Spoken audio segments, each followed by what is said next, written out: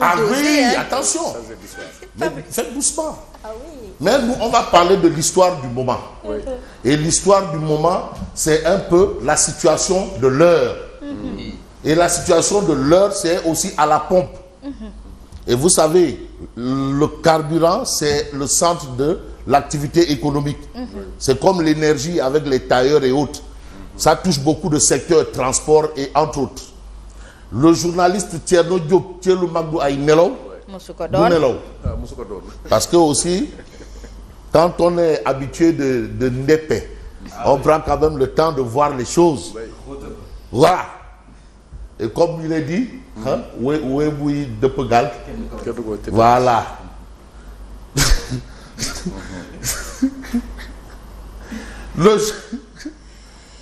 Voilà. Ou encore, justement, il est dit, en d'autres termes, un homme averti en vaut deux. Absolument. Le journaliste interpelle Diomaye et Sonko. La baisse du carburant, c'est maintenant. Il y a l'exclamation. Vous savez, je rappelle souvent qu'en français, les signes ont leur langage. C'est l'exclamation. La baisse du carburant, c'est maintenant. Oui. Mais à force de dire qu'il faut agir, Diomaye et Sonko oublient qu'il faut le faire. Donc vraiment, mieux vaut ne jamais en parler. Parce qu'ils n'aiment pas entendre ce qu'ils doivent faire. Ou bien ils ne veulent pas qu'on leur dise ce qu'ils doivent faire. Si on comprend l'essence, la substance, la science de la lecture de Thierno Diop, journaliste. Oui. Abidjan a baissé le prix du super samplon à 875, de 875 à 855, et celui du gasoil de 715 à 700. Bon, nous sommes bien dans l'espace CEDEAO et UEMOA. Voilà, on est tous dans le même espace. Le Burkina a emboîté le pas. Ah, ben et nous les Guinéens. Et je me rappelle, il y a un quotidien qui avait posé aussi la question. Mais qu'attend le président pour baisser les prix à la pompe au regard un peu de la baisse du coût du dollar et du baril en même temps. Qu'est-ce qui se passe? Ça, ce sont des interrogations. Alors, bon, espérons qu'il ne soit pas effacé. Hein. on reste avec Tribune qui parle de Requiem pour un inlassable défenseur des pauvres. Quand le pape François mettait en garde contre les multiples visages du nouveau colonialisme, il a été très engagé dans ces domaines-là. Parce que aussi, il ne faut pas venir sur terre être guide pour être guide, tout simplement. Juste pour la présence. Ou, comme certains vous disent, pour chauffer les bas. Lui, il a joué pleinement sa partition en tant que guide. Quand le pape François mettait en garde contre les multiples visages du nouveau colonialisme. Voilà un fait. Et aujourd'hui, Dieu lui a donné raison. Et je rappelle que le jour de la messe de Pâques, le dimanche, il est apparu. Voilà. Alors, vous avez la Ziara générale à Tivaouane.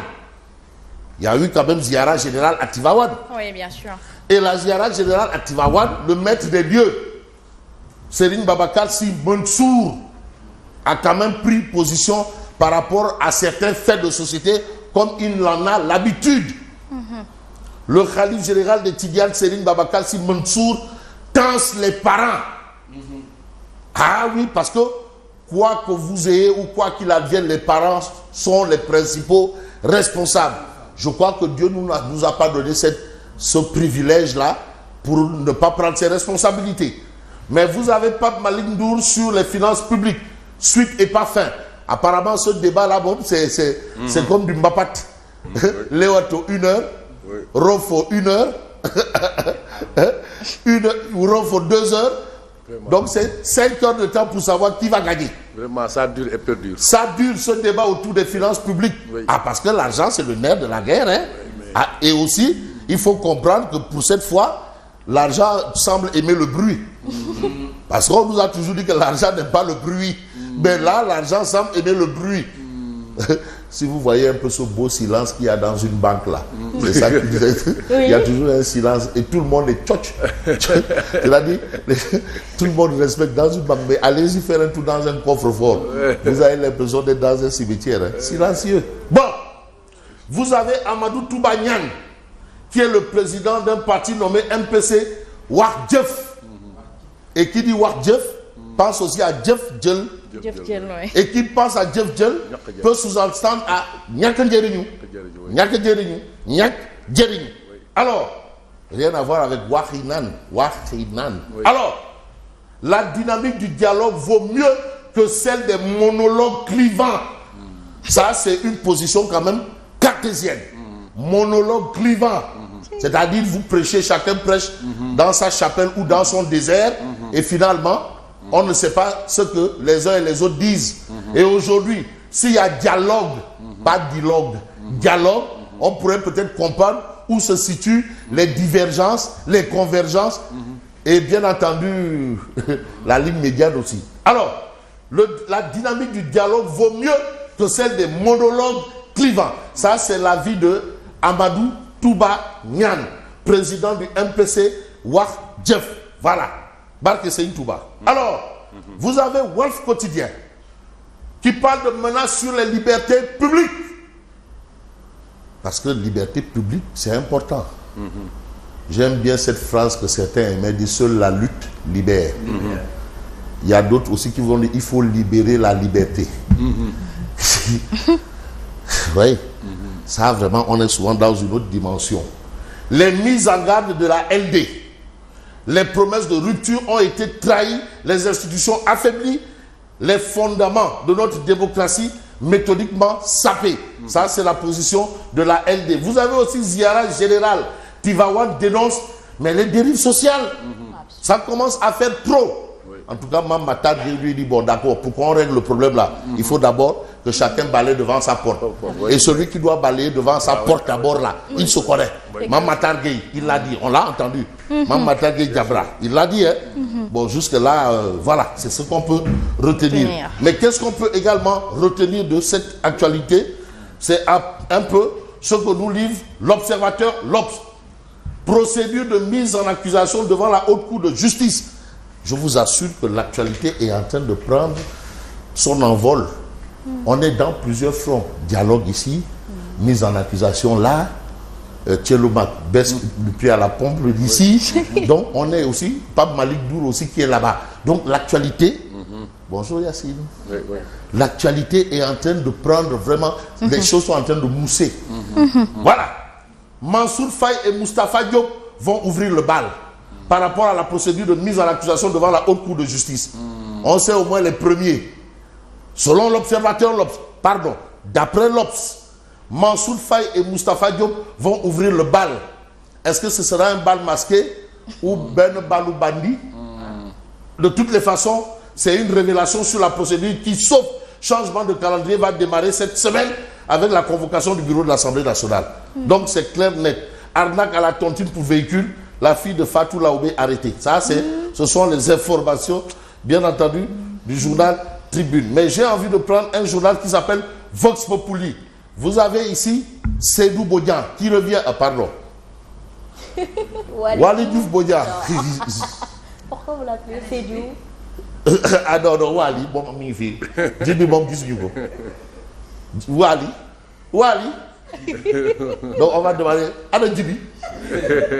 Wali Djibi. Wali magnifique. Djibi. Wali. Wali. Wali Djibi Wali. Que dit-il? Alors, Seydou Bodian, je crois que c'est un écrivain. Seydou Badian, c'est Badian, oui, je confonds.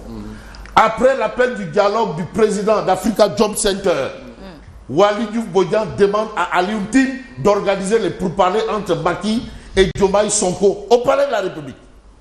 Mais nous acceptons, proposez-lui et revenez-nous. Donc ils sont prêts. En tout cas, on a la parole de Wali en attendant la réaction de Djibi. On reste sur ce que dit Wali. Bon, dossier judiciaire du fonds Force Covid-19, Mansour Faye se lave à grande eau avec documents à l'appui. Donc en réalité, la distribution des produits alimentaires s'est faite alimentaire, mais sous le contrôle de l'ARMP. C'est l'ARMP qui a presque supervisé cela. Et aujourd'hui, Sora, Mansour, lui, il amène ses arguments en attendant de s'expliquer devant la haute cour de justice.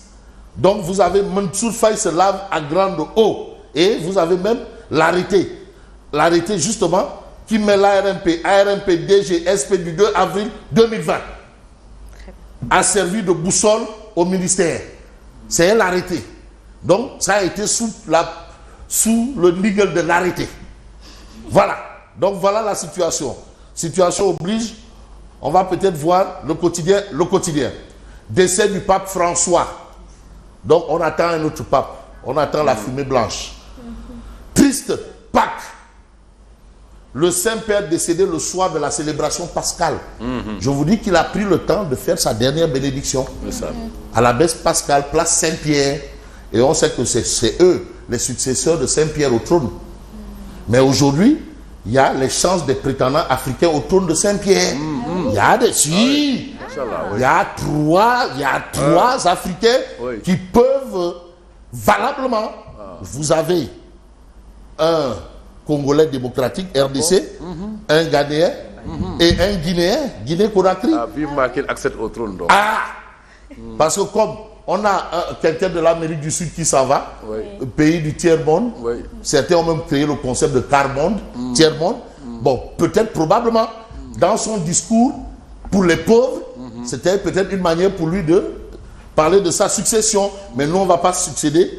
On va voir Odia, Djambar, je t'achète ton djubo afin de renforcer mon dialogue. Ça, c'est Alioune Action. Boutique Djoubel Djoubelti. Ça, c'est qui est là? On ne sait pas. De toutes les façons, vous avez, entre l'opposition et le pouvoir passé, il faudra d'abord qu'ils arrêtent de dandiner sur son fauteuil. Donc, lui, quand il est à l'Assemblée, il balance. Merci et bonne continuation. Merci beaucoup à vous, Fabrice Nguema. Il est 7h passé de 2 minutes.